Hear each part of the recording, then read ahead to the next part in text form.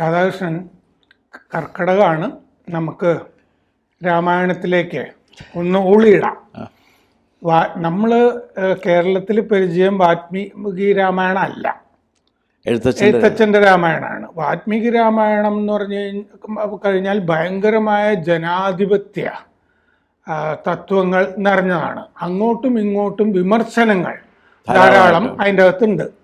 ഞാൻ തന്നെ കഴിഞ്ഞ ദിവസം വായിക്കുമ്പോൾ അതിൻ്റെ അകത്ത് വസിഷ്ഠൻ ആ നിർണായക സന്ദർഭത്തിൽ വന്ന് പറയുന്നുണ്ട്, രാമൻ വനത്തിലേക്ക് പോയിക്കോട്ടെ, സീത ഭരിക്കട്ടെ എന്ന് പറയുന്നുണ്ട്.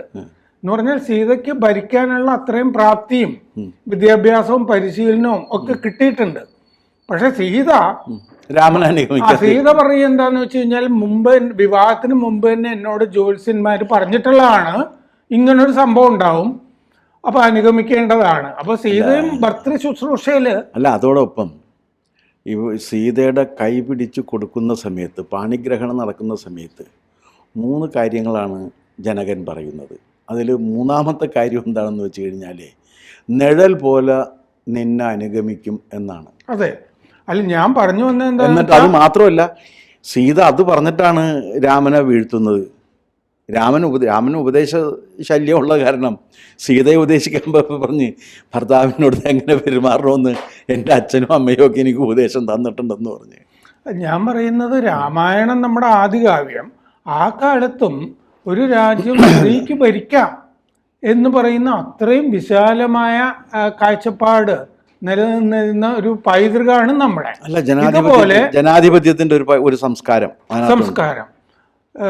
ഇതിൻ്റെ അകത്ത് തന്നെ രാമൻ മറ്റേ അയോധ്യ വിട്ട് വനത്തിലേക്ക് പോകുമ്പോൾ ഈ ഭാഗം വയ്ക്കുക അങ്ങനത്തെ സന്ദർഭങ്ങളും ഒക്കെ ഉണ്ടല്ലോ. ആ സമയത്ത് ഈ കാമം, അധികാരം, സന്യാസിക്കും ഉള്ള ആസക്തി, ആർത്തി ഇതൊക്കെ അതിൻ്റെ അകത്ത് വരുന്നില്ല. എല്ലാം വരുന്നുണ്ട്. അല്ല, ഇപ്പോൾ നമുക്ക് പരിചയമുള്ളൊരു സംഗതിയുണ്ട്. ഒരു മനുഷ്യന് എത്ര ഭൂമി വേണം എന്നുള്ള ടോൾസ്റ്റോയുടെ വിശ്വപ്രസിദ്ധമായ ആ കഥ. കാരണം ഓടി അവസാനം വീണ് കഴിയുമ്പോൾ പറയുന്ന 6 അടി മതിയായിരുന്നു, അത് ആ പാവം അറിഞ്ഞില്ല എന്നുള്ളതാണ്. സമാനമായൊരു സംഭവം രാമായണത്തിലുണ്ട്. അയോധ്യാകാന്ഡത്തിൽ സർഗം 32 വാൽമീകി രാമായണത്തിലാണ്. ശ്ലോകങ്ങൾ 36, 37. എന്താണെന്ന് വെച്ചാൽ, രാമൻ രാജ്യം ത്യജിച്ച് കാട്ടിലേക്ക് പോകാൻ തീരുമാനിച്ചപ്പോൾ അദ്ദേഹത്തിൻ്റെ കയ്യിലുണ്ടായിരുന്ന വസ്തുവകകളെല്ലാം ദാനം ചെയ്യാൻ തീരുമാനിച്ചു. അങ്ങനെ അത് എല്ലാവരും അറിഞ്ഞിട്ട് ഓരോരുത്തർ വന്ന്, ബ്രാഹ്മണരൊക്കെ വന്നിട്ട് ദാനം മേടിച്ചുകൊണ്ടിരിക്കുകയാണ്. അപ്പോൾ സരയൂ നദിയുടെ തീരത്ത് വളരെ ആഢ്യൻ എന്ന് വിശേഷിപ്പിക്കാവുന്ന തരത്തിലുള്ള ഒരു ത്രിജടൻ എന്ന് പേരായിട്ടൊരു മഹാമുനിയുണ്ട്. അദ്ദേഹം ഗാർഗൻ്റെ മകനാണ്, അല്ലാണ്ട് ചെറിയ കക്ഷിയൊന്നുമല്ല. അദ്ദേഹമാണെങ്കിൽ ഭൃഗുവിനും അങ്കിരസിനും ഒക്കെ തുല്യനായിട്ടുള്ള ഒരാളായിട്ടാണ് ബഹുമാനിക്കപ്പെടുന്നത്.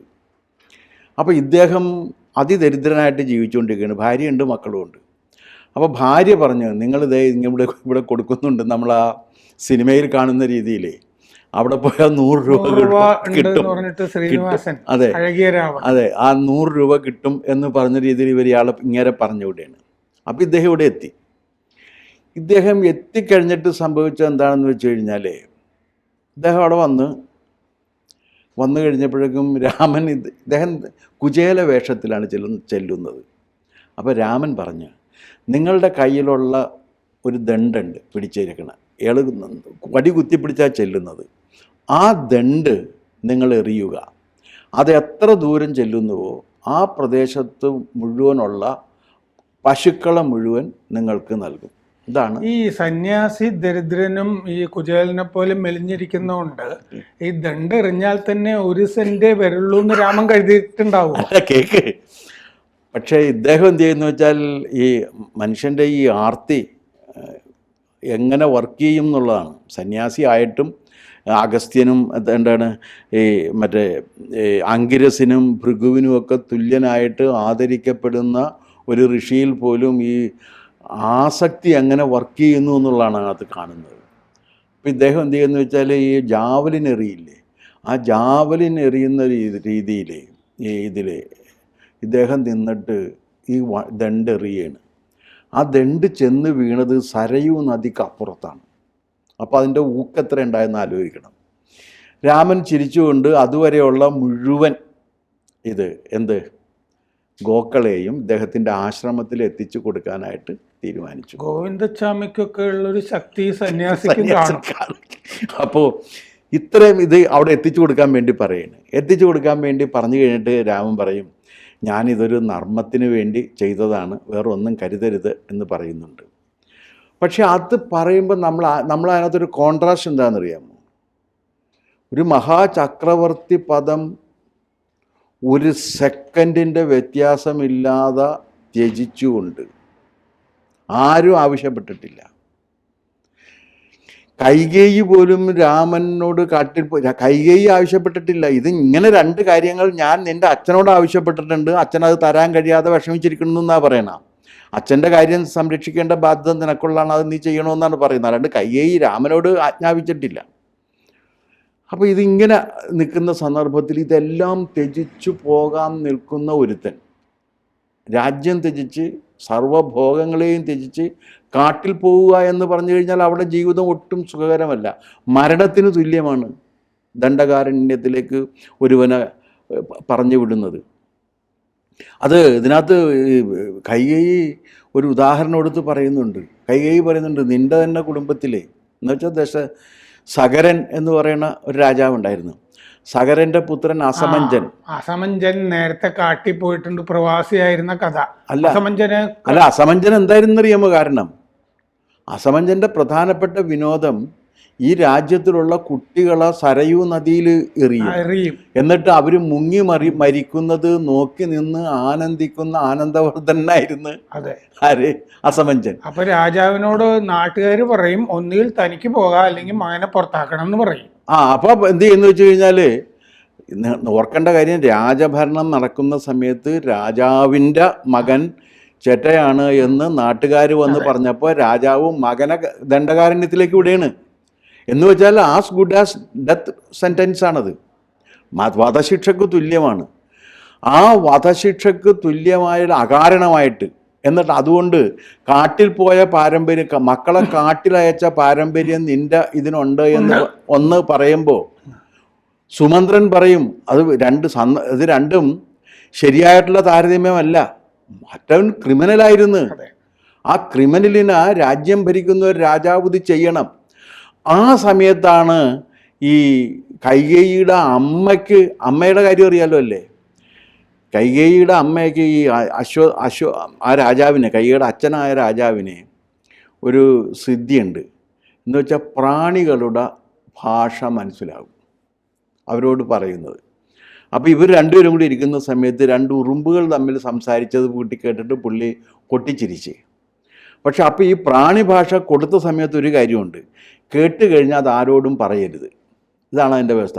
പറഞ്ഞു കഴിഞ്ഞാൽ ഇയാളുടെ തല പൊട്ടിത്തെറിക്കും. അപ്പോൾ അതുകൊണ്ട് ഇയാൾക്ക് ചെയ്യാൻ പറ്റില്ല.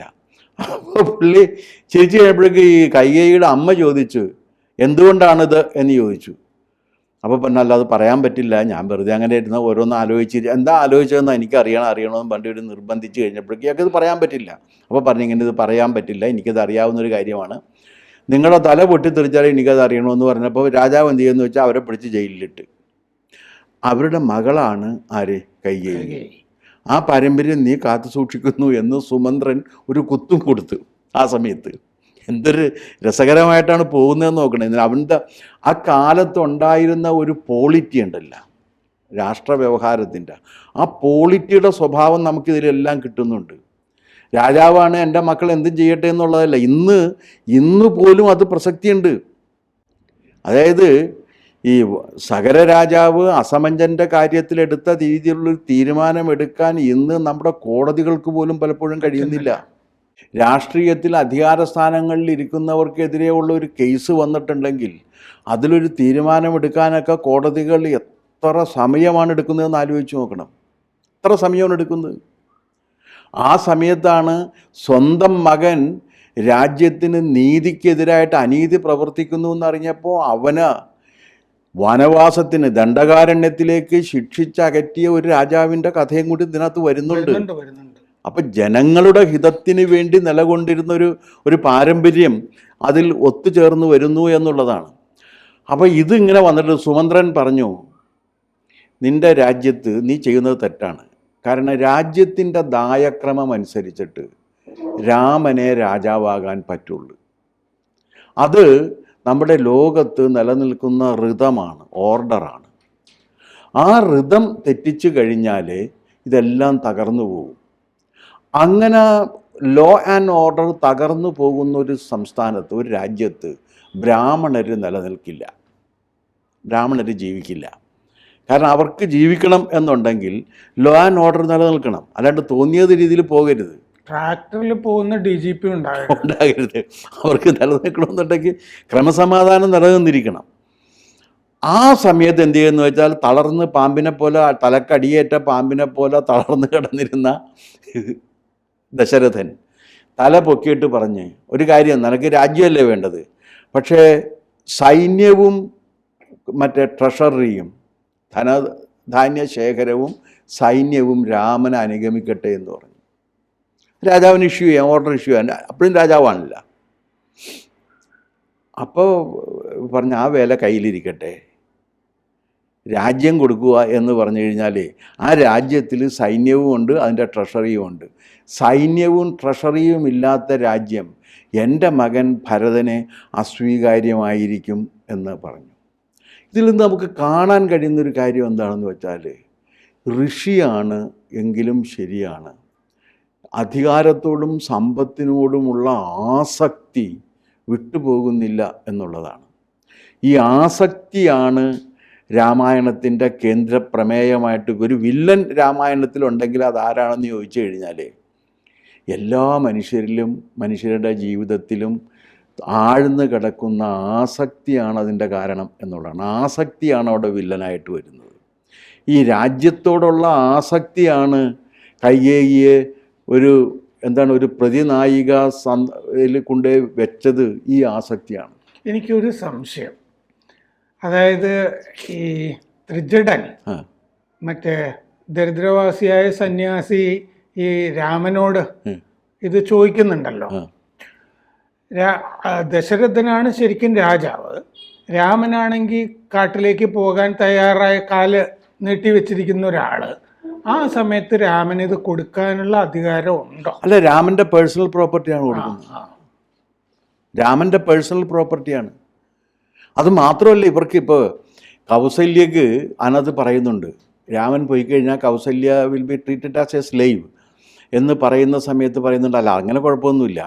കാരണം അവരുടെ അച്ഛൻ സ്ത്രീധനമായി കൊടുത്തിരിക്കുന്ന 24 വില്ലേജുകളുണ്ട്, ഗ്രാമങ്ങളുണ്ട്. അതിൽ നിന്ന് കിട്ടുന്ന വരുമാനം കൊണ്ട് അവർക്ക് ജീവിക്കാം എന്ന് പറയുന്നുണ്ട്. അപ്പോൾ ഇപ്പോൾ സീതയ്ക്ക് തന്നെ ജനകൻ അച്ഛന് ഒരു മകൾക്ക് കൊടുക്കാവുന്നതിൻ്റെ പരമാവധി സ്വർണവും രത്നവും ഭടന്മാരെയും ഒക്കെ കൊടുത്തിട്ടാണ് വിട്ടിരിക്കുന്നത്. അല്ലാതെ വെറുതെ അല്ല അത്. ആ സീതയുടെ ഒരു ആഭിജാത്യത്തിനും അന്തസ്സിനും അതിൻ്റെ ഒരു സംഗതി ഓർക്കേണ്ട കാര്യം, സ്വന്തം മകളല്ല, ബയോളജിക്കൽ ഫാദർ അല്ല ജനകൻ. അതെ.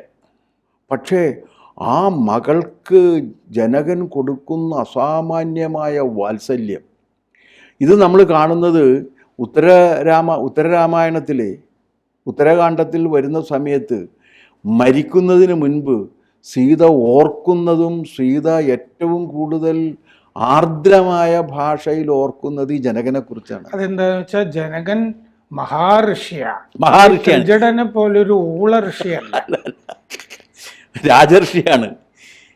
അപ്പോൾ ഇതിനകത്തൊരു കാര്യം എന്ന് വെച്ചാൽ, ഇപ്പോൾ ഇയാൾക്ക് വിദ്യാഭ്യാസമുണ്ട്, വിവരമുണ്ട്, ലോകവിജ്ഞാനം ഒക്കെ ഉണ്ട്, അയാൾ ദരിദ്രനായിപ്പോയി. പക്ഷേ ആ ദാരിദ്ര്യം തൻ്റെ ഒരു കുറവാണ് എന്ന് കരുതുന്നവൻ വരെയാണ്. ഈ ആസക്തിയാണ്.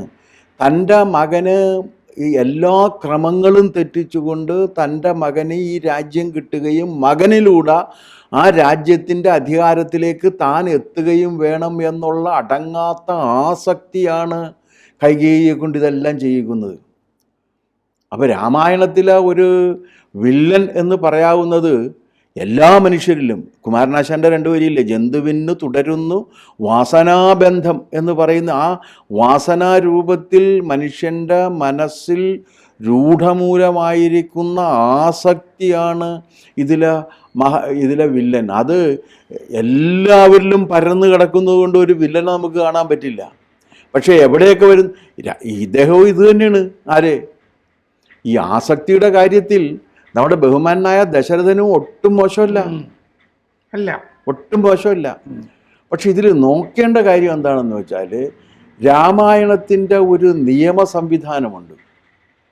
ആ നിയമ സംവിധാനത്തോടുള്ള ആദരവും ജനങ്ങൾക്ക് ഇതിനോട് പ്രതികരിക്കാനുള്ള അവകാശവും, അത് ജനാധിപത്യ സങ്കല്പമാണ് എന്നുണ്ടെങ്കിൽ അതാണ് ജനാധിപത്യത്തിന്. പിന്നെ ട്രാൻസ്പെറൻസി ഉണ്ട്, സുതാര്യതയുണ്ട്. ആ സുതാര്യതമായൊരു തീരുമാനമാണ് എടുക്കുന്നത്. ഇത് ദശരഥൻ ചോദിക്കുന്നുണ്ട്, ഞാൻ ഈ രാജസദസ്സിൽ പോയിട്ട് എന്ത് പറയും? നീ ഒന്ന് ആലോചിച്ച് നോക്ക്. രാമനെ മാറ്റണം എന്ന് പറയാൻ ഒരു കാരണം വേണ്ടേ? എന്ത് കാരണമുണ്ട് അതിന് എന്ന് ചോദിക്കുന്നുണ്ട്. അപ്പോൾ വെറുതെ അങ്ങനെ എൻ്റെ ഇഷ്ടം എന്ന് പറയാൻ പറ്റില്ല. പിന്നെ ഇത് ഒരു ഭാര്യ നിയമവിരുദ്ധമായ ഒരു കാര്യം പറഞ്ഞപ്പോൾ, അയോധ്യയുടെ നിയമം അനുസരിച്ച്, രഘുവംശ രാജവംശത്തിൻ്റെ ദായക്രമം അനുസരിച്ച്, ഏറ്റവും മൂത്ത പുത്രൻ അന്യഥാ അയോഗ്യനല്ലെങ്കിൽ രാജാവായിട്ട് വന്നം. അതാണ് നിയമം. അത് രാജ്യത്തിൻ്റെ നിയമമാണ്. എന്താണ് അതിൻ്റെ പേര്, രാജസദസ്സിൻ്റെ തീരുമാനമാണ്. ആ തീരുമാനത്തിന് എതിരെ പ്രവർത്തിക്കാൻ വേണ്ടി ഒരു ഭാര്യ പറയുമ്പോൾ ആ ഭാര്യയെ പിടിച്ച് ജയിലിലിടുക എന്നുള്ളതാണ്. അതാണ് കൈകേയിയുടെ അച്ഛൻ ചെയ്തത്, കൈകേയിയുടെ അമ്മയെ ചെയ്തത്. അങ്ങനെ ഒരു തീരുമാനം എടുക്കാനായിട്ട് ഇദ്ദേഹത്തിന് കഴിയുന്നില്ല. ആ കോൺട്രാസ്റ്റ് വരുന്നുണ്ട്. അപ്പോൾ നമ്മൾ പറഞ്ഞു വന്നത് ആസക്തിയാണ് രാമായണത്തിലെ വില്ലൻ. കൂടുതൽ വാർത്തകളും വിശേഷങ്ങളും നിങ്ങളിലേക്ക് എത്താൻ ABC മലയാളം സബ്സ്ക്രൈബ് ചെയ്യുക, ബെൽ ബട്ടണും അമർത്തുക.